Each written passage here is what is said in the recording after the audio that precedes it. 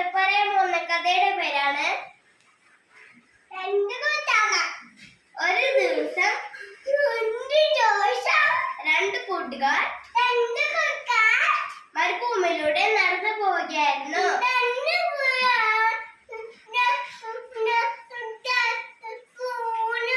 ആ യാത്രക്കിടയിൽ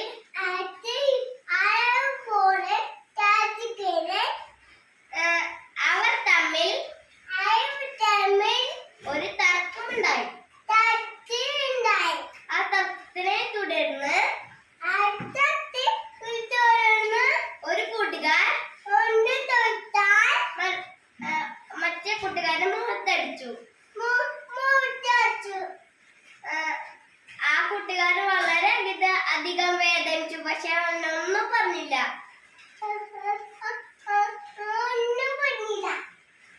പകരം അവൻ മരുഭൂമിയുടെ മണ്ണിൽ എഴുതി, ഇന്ന് എന്റെ പ്രിയപ്പെട്ട കൂട്ടുകാർ മരുഭൂമിയിലെ കുന്നിലടിച്ചു.